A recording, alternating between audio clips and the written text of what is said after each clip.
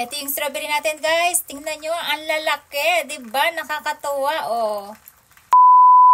Itasin natin, guys, yung mga nating strawberry. Dahil bulok na naman sila. Paglipas ng ilang araw na nag-uulan ng ganito. Ayan, sabi sa inyo, para ulan dito sa Japan, eh. At ang lalaki na ng ating strawberry.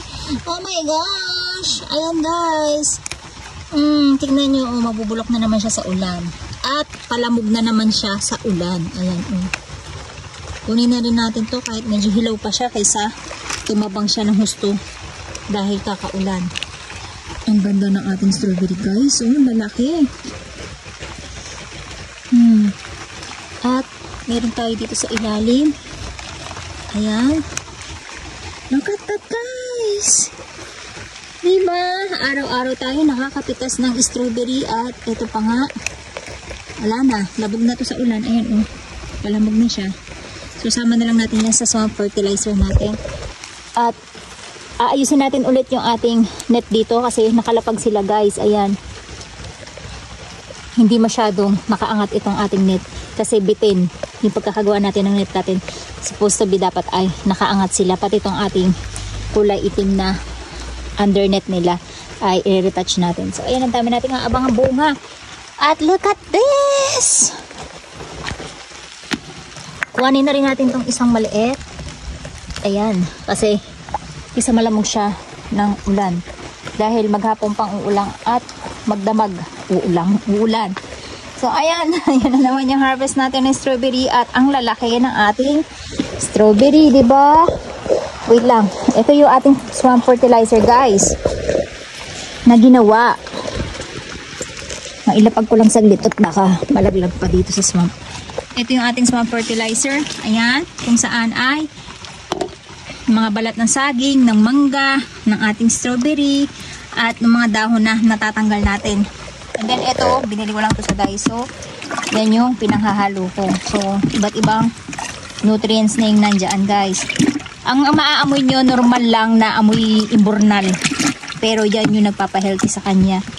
So, may vitamin C yan, potassium, calcium, phosphorus.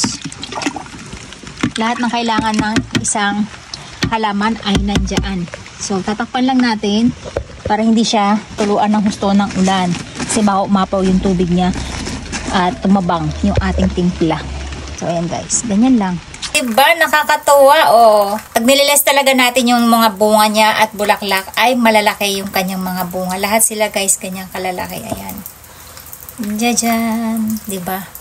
Nasa garden na yung ating mga strawberry. Hindi na tayo pupunta ng strawberry picking. Kaya lang, ay sarado na rin sila. Kaya tayo na lang ang mayroong strawberry.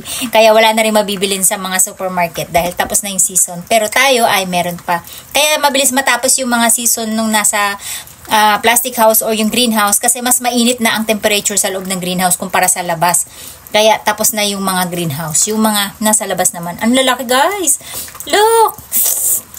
Dahil naglalaway ako, idadamay ko kayo. Itadakimasu! Ang tamis niya, besh. Para maniwala kayo, magsusukat tayo.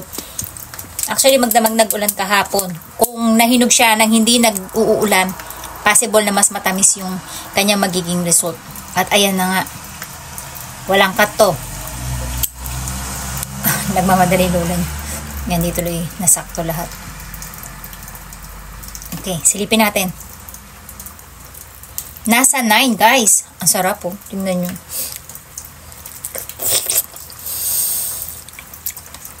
Ang tamis, guys. Alam nyo ba? Kasi tamis niya na yung nasa mga greenhouse. Ang gusto ko sa kanya, medyo may konting asim siya, pero matamis na. So, ayan, guys. Nasa 8.5. So, kung hindi nag-uulan ngayon, possible na tumabi siya ng husto. Kaya lang dahil nag-uulan nga magdamag, ay naka-absorb sila ng konting tubig. Pero matamis na rin yan, 8.9. Pag pumalo na yan ng 10, sobrang tamis na yan, guys. At isa pa tayo bago natin tawagin si Akari. Kasi isa pa sa addict yun eh. Ito yung titirahin natin, yung may ano dito parang lubog na part. Pero hindi naman siya sira, na lubog na part lang siya. Kasi si Akari maselan, ayaw magkakain ng ganito. So tatanggalin na rin natin to. Ayan. At ang gawin natin, itest din natin siya. Punasan muna natin. Sarap niya guys. May asim siya na matamis. Yun ang gusto ko sa strawberry. Ayoko ng puro tamis lang. Naboboring ako sa lasa. At patakan natin siya.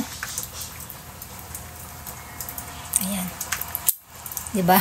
Yung pagkain natin ng strawberry, ang laswa. Tamis. Eto, mas matamis siya guys, nasa 10. Guys, mas matamis siya, nasa 10 na.